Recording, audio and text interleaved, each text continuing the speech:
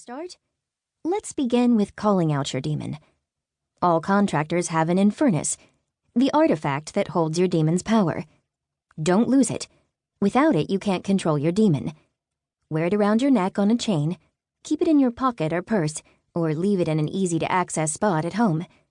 The farther the infernus is from you, the weaker the connection to your demon. The way this book was written, you'd think literally anyone could pick up an infernus at the local demon mart.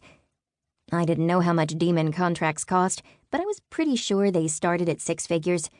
Most people didn't drop that kind of cash, then learn control techniques from a gimmicky book. Now, let's practice the first step in wielding your demon. There are 2 magical command words tied to your infernus, and you'll need to memorize both. Rise calls your demon out of the infernus. Daemon hostility. Rest returns your demon to the infernus. Command, Daemon isichase. Practice saying both commands. When you're ready, hold your infernus and concentrate on where you want your demon to manifest. Not too close to you. Now speak the rise command.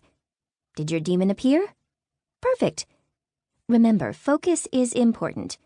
Repeat the rise and rest commands as needed. Once you're comfortable with the process, you can transition to thinking the commands silently. Commands not working. Turn to page 12 for troubleshooting help. I snorted at the thought of a troubleshooting page, imagining their suggestions. Demon won't boot properly? Try turning your infernus off and on again. Under normal circumstances, a contractor controlled their demon like a puppet, manipulating its every movement through a telepathic connection. I didn't have to worry about that. In fact, I had 0 control over my demon, which, all in all, was a terrifying problem to have. I tapped the page. There are 2 magical command words tied to your infernus.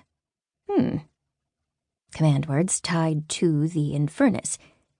That could mean they were built into the contract or built into the magic of the infernus. Since I didn't have a real contract, I suspected the commands wouldn't work, but only one way to know for sure. Balancing the book on one hand, I tugged my infernus from under my jacket and tilted it toward the light, the chain jingling. I examined the palm-sized silver pendant. Perfectly round, flat and thin, with a spiky emblem etched in the center. Arcane runes marked the outer edge. Focusing on the empty aisle a yard away, I muttered dubiously, Daemon hostility. Red light flared across the infernus and I almost dropped it. Arcing out of the pendant, the bright blaze hit the dusty tiles and pulled upward, as though filling an invisible mold. At almost 6 feet, the light solidified into the familiar shape of my demon. My extremely displeased demon. Crimson eyes stared down at me, their eerie glow obscuring dark pupils that had contracted to slits against the overhead fluorescent lights.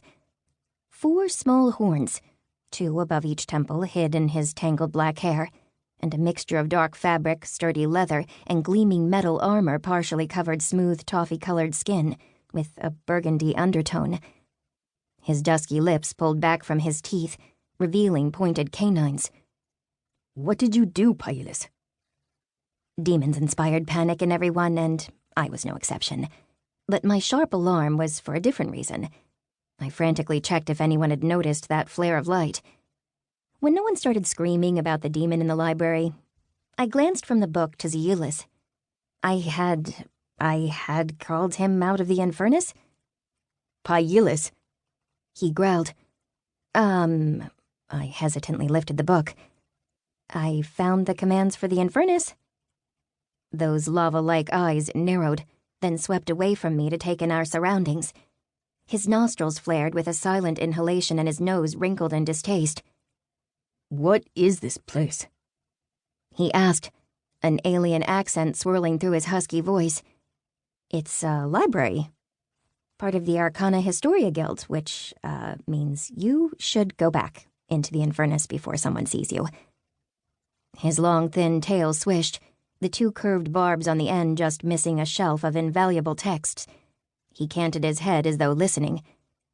There's no one close. He waved a hand around us. What you need? Is it here? I don't know. I only just started looking. Will you get back in the infernus now? His upper lip curled flat.